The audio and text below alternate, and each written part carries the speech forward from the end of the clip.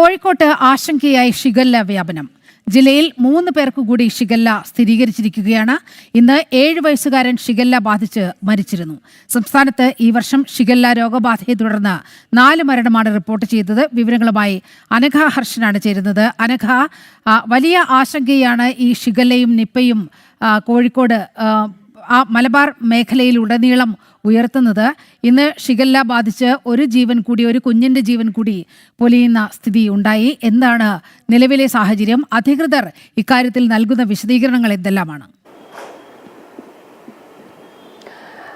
നീലിമ, കോഴിക്കോട് ജില്ലയെ സംബന്ധിച്ച് ആശങ്ക ഉയർത്തുന്നതാണ് ഷിഗല്ല ബാധിതരുടെ കണക്കുകൾ.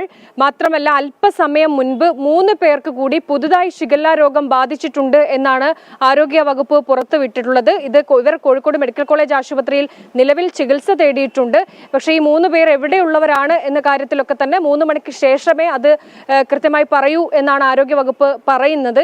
നിലവിൽ പേരാമ്പ്ര, ചങ്ങരോത്ത്, അതുപോലെ ഫറൂഖ് ഭാഗങ്ങളിലുള്ള 2 പേർ ഉണ്ട് എന്നാണ് മനസ്സിലാക്കുന്നത്. എന്തായാലും നിലവിൽ ഏറ്റവും പുതുതായി 3 പേർക്ക് കൂടി ഷിഗല്ല രോഗബാധ സ്ഥിരീകരിച്ചിട്ടുണ്ട് എന്ന കണക്കാണ് പുറത്തു വന്നത്. ഇന്ന് രാവിലെ ഷിഗല്ല ബാധിച്ച് അതീവ ഗുരുതരാവസ്ഥയിൽ ചികിത്സയിലായിരുന്ന മലപ്പുറം സ്വദേശിയായിട്ടുള്ള 7 വയസ്സുകാരൻ മരിക്കുകയുണ്ടായിട്ടുണ്ട്. ബാക്കി 3 പേര് നിലവിൽ ആ സമയത്ത് ആശുപത്രിയിൽ ചികിത്സയിലുണ്ടായിരുന്നു. ഇതിൽ ഒരു കുട്ടിയുടെ നില അതീവ ഗുരുതരമായി തന്നെ തുടരുകയാണ്. ഇത് ആരോഗ്യമന്ത്രിയും വ്യക്തമാക്കിയിരുന്നു. ആ ഗുരുതരാവസ്ഥ ഇപ്പോഴും തുടരുകയും ചെയ്തിട്ടുണ്ടായിരുന്നു.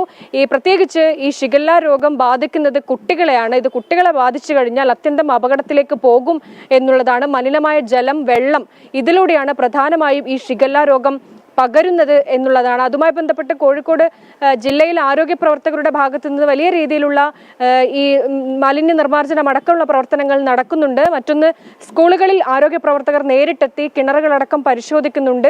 ഇവിടെയുള്ള ഹോട്ടലുകളിൽ പരിശോധന നടത്തിയിട്ടുണ്ട്. പക്ഷേ ഈ പരിശോധനയൊക്കെ ഒരു ഭാഗത്ത് ഇങ്ങനെ തുടരുമ്പോൾ പോലും മറുഭാഗത്ത് നിരന്തരം ഇങ്ങനെ ഈ ഷിഗല്ല കേസ് റിപ്പോർട്ട് ചെയ്യപ്പെടുന്നുണ്ട്. നിലവിൽ 138 കേസുകളാണ് ജനുവരി മുതൽ സംസ്ഥാനത്തുടനീളം റിപ്പോർട്ട് ചെയ്തതിൽ അതിൽ 68 കേസ് കോഴിക്കോട് ജില്ലയിൽ നിന്നാണ് എന്നുള്ളതാണ്. അതായത് ഏറ്റവും അപകടാവസ്ഥയിലൂടെയാണ് ഈ ജില്ല കടന്നു പോകുന്നത് എന്ന് പറയാതിരിക്കാൻ കഴിയില്ല. ഓരോ ദിവസവും ഒരു കേസ് റിപ്പോർട്ട് ചെയ്യപ്പെടുന്ന സാഹചര്യമുണ്ട്. എന്തായാലും ആരോഗ്യ പ്രവർത്തകർ അവരുടെ ഈ മാലിന്യ നിർമ്മാർജ്ജനം അടക്കമുള്ള കാര്യങ്ങളുമായി മുന്നോട്ട് പോകുന്നുണ്ട്. പരിശോധനകൾ കർശനമാക്കുന്നുണ്ട്. പക്ഷേ അപ്പോൾ പോലും എന്താണ് ഇതിന്റെ ഒരു ഉറവിടം, അല്ലെങ്കിൽ ആ രീതിയിൽ അതിനെ തടയാൻ കഴിയുന്നില്ല എന്നുള്ളതാണ് നിലവിലെ സാഹചര്യം വെച്ച് പറയാൻ കഴിയുക.